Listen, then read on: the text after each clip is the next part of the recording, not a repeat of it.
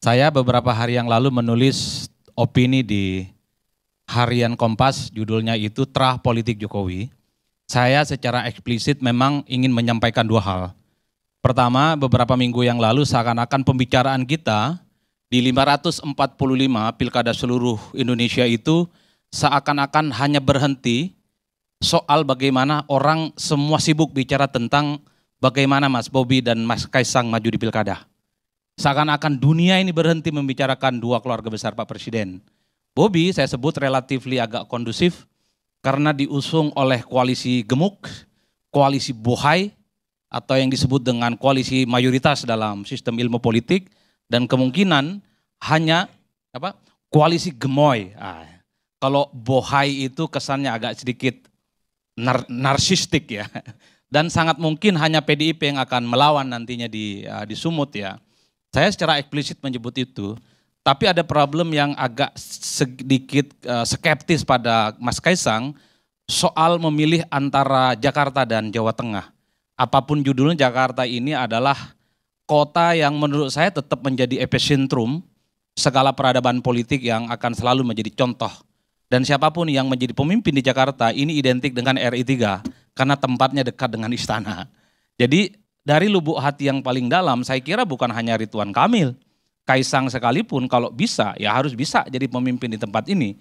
Baik sebagai gubernur ataupun wakil gubernur. Meski harus diakui kalau kita melihat acuan survei, siapapun yang melakukan survei yang dipublish secara terbuka memang elektabilitasnya tidak terlampau menjanjikan. Ini bagi saya ada sesuatu yang anomali betul ya terkait dengan elektabilitas Mas Kaisang. Sering dibicarakan terkait dengan Pilkada Jakarta, elektabilitasnya rendah tapi justru melejitnya di Jawa Tengah. Nah kalau Mas Kaisang ingin menang di Jawa Tengah, sering-sering aja kampanye di Jakarta Pak. Jadi nggak usah jauh-jauh ke Jawa Tengah. Luas dan pemilihnya jauh lebih kompleks ketimbang Jakarta, ketimbang kemudian harus pusing-pusing misalnya tiap hari door to door campaign dan menemui masyarakat secara umum. Yang ingin saya katakan adalah pada saat yang bersamaan jika pun mengikuti guidance survei memilih Jawa Tengah entah sebagai calon gubernur dan wakil gubernur, justru saya melihat tak ada jaminan menang sekalipun. Kenapa? Karena per hari ini kalau dipasang-pasangkan dengan Lutfi, Mas Kaisang, ini angka politiknya belum bisa mengunci angka menangan yang bisa mencapai angka psikologis 50%. Dan ada pengalaman memang di Jawa Tengah ini selalu menjadi kuburan orang yang punya nama besar. Dulu Bibit Waluyo, petahana, dia pernah maju dari PDIP, untuk yang kedua kalinya maju dalam Pilkada Jakarta, melawan Ganjar yang saat itu bukan siapa-siapa, popularitasnya tak ada, bahkan 4% dibandingkan dengan Bibit Waluyo, tapi menang.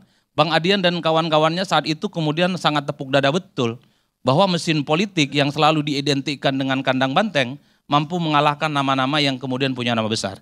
Jadi dalam konteks itulah tentu Kaisang sebagai orang penting di negara ini, Ketua Umum PSI dan anak Presiden, sedang mengkalkulasi betul soal bagaimana intensi untuk maju dalam Pilgub antara Jawa Tengah ataupun Jakarta, Bang Karni.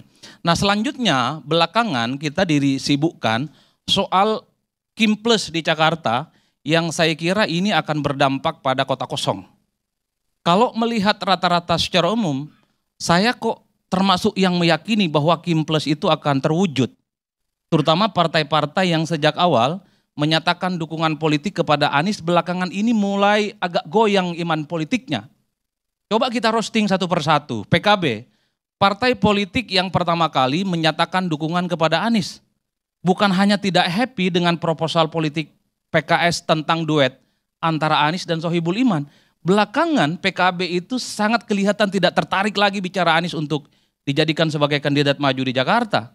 PKB justru menunjukkan keintimannya dengan Gerindra, justru lebih menunjukkan keakrabannya dengan Mas Kaisang dalam pertemuan beberapa waktu yang lalu.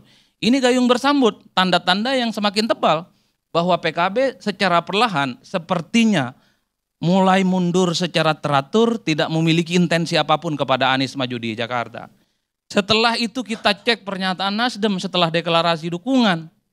Bagi saya Ahmad Sahroni bukan kader biasa, elit penting di negara ini. Termasuk elit penting di Nasdem, tiba-tiba mengatakan bahwa tak ada jaminan Nasdem itu akan memberikan 100% dukungan politiknya kepada Anies Baswedan. Dan pernyataan Ahmad Sahroni tidak dibantah oleh apapun oleh Nasdem. Dibiarkan. Tak ada sanksi dan tak ada klarifikasi apapun. Dibiarkan liar. Yang ini kemudian ditebalkan oleh publik sebagai instrumen dan variabel bahwa bukan tak mungkin Nasdem pada akhirnya juga akan menarik dukungannya kepada Anies Baswedan. Yang terakhir, PKS yang dulu kita kenal sebagai partai yang sangat cinta mati dengan Anies Baswedan. Cinta buta dengan Anies Baswedan.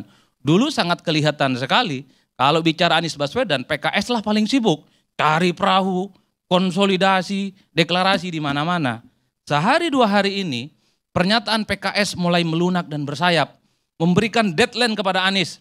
Awal Agustus, tak dapat tambahan partai di luar PKS, maka PKS akan mengevaluasi dukungan politiknya ke Anies.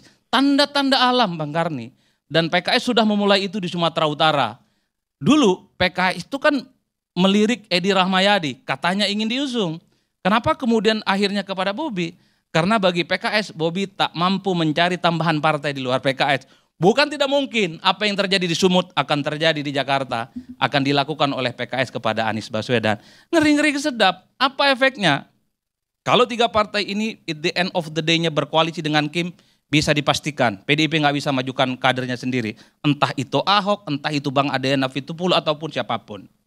Harapan terbesarnya tentu kalau tak ada calon dari partai politik menantang dari Kim, calon independen yang saat ini sedang diverifikasi yang kedua kalinya secara faktual bisa lolos. Dharma Kun, yang saya kira publik juga sudah tahu siapa pemenangnya Bang. Ini seakan-akan hanya sebatas kompetisi politik elektoral secara seremonial, padahal publik sudah bisa menerka soal siapa yang akan menjadi pemenang di gubernur. Pertanyaannya adalah, kalau betul di Jakarta tak ada lawan penantang dari partai politik, sebut saja hanya sebatas calon independen, apalagi lawannya kota kosong, apa betul Bang Maman, Ridwan Kamil calonnya? Jangan-jangan calonnya Mas Dedi Prayugi yang disebut nanti. Ngelawan kota kosong Pak. Kalau ngelawan kota kosong harus memajukan Ridwan Kamil, ini calon mubazir Bang. Terlampau besar nama Ridwan Kamil. Terlampau besar hanya sekedar untuk mengalahkan kota kosong. Betul.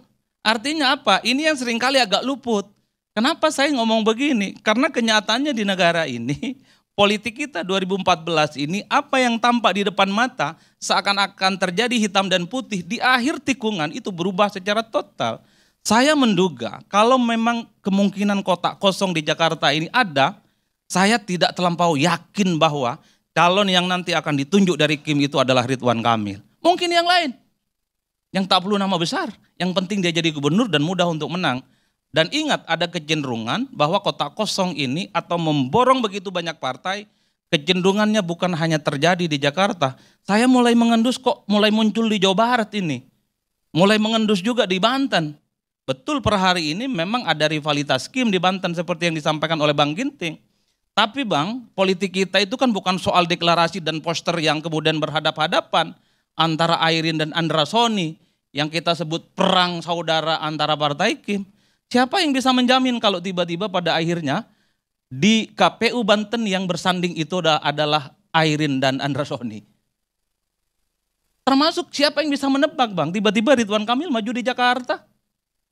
Termasuk siapa yang bisa menebak misalnya, tiba-tiba Golkar memberikan dukungannya kepada Deddy Mulyadi yang ada di Jawa Barat. Jadi ini semua beyond popularity, ini semua beyond electability. Ini murni permainan antar elit-elit partai. Kalau sudah elit berkehendak, kun fayakun, besok pun akan terjadi konsolidasi politik itu di luar nalar kita. Oleh karena itu saya mengamati kok ada kecenderungan memang koalisi mayoritas itu bukan hanya ingin menciptakan kota kosong, dan ada kecenderungan ingin meninggalkan PDIP untuk tidak diajak bersama. Coba bisa dicek pernyataan dari Kim itu. Kalau bicara tentang Kim Plus, pasti yang dikaitkan PKB, PKS, dan Nasdem. Tak sedikit pun ada yang menyebut PDIP untuk diajak menjadi bagian di dalamnya. Saya nggak tahu, mungkin Bung Dedi ini, Prayogi ini luka hatinya atau rivalitas politiknya dengan PDIP nggak hilang-hilang. Semua boleh berkoalisi, asal jangan dengan Bang Adrian Napitupulu. Jangan-jangan, kan intensinya begitu Bang. Ini yang saya kira tinggal kita uji ke depan. Bagaimana konsolidasi politik ke depan itu adalah konsolidasi yang dipertaruhkan. Nah yang terakhir Bang Karni, Saya memberikan satu catatan kritis dalam tulisan saya itu. Kok kita sibuk bicara tentang terah politik seseorang bicara dalam pilkada? Kita bicara tentang Kim Plus. Kita bicara soal siapa yang maju di Jakarta, di Jawa Tengah, di Jawa Barat, Jawa Timur, dan Sumut. Bukan hanya melupakan ratusan kabupaten dan kota di seluruh Indonesia, tapi orang-orang yang kita mention satu persatu. Jarang kita tanya rekam jejak dan komitmen politiknya. Kalau ada yang bicara tentang Ridwan Kamil, Kaisang, Anies Baswedan bicara di Jakarta, ada tidak yang kemudian di antara kita berani menagih? Kalau mereka jadi gubernur 2 tahun tidak selesai menyelesaikan persoalan dan banjir dan kemacetan, mereka harus berani dituntut untuk mundur dengan ikhlas dan sukarela. Per hari ini nggak ada yang bisa nagih. Mulai besok saya akan tagih itu, Bang. Saya akan tagih itu. Supaya apa? Supaya kita ini pilkada bukan hanya sebatas formalitas dan hore-hore. Karena siapapun yang jadi gubernur di tempat-tempat yang disebut kunci ini, nggak ada jaminan bahwa persoalan kemiskinan, kemacetan, keterbelakangan itu selesai. Bicara Jawa Tengah, itu kan kemiskinannya tinggi.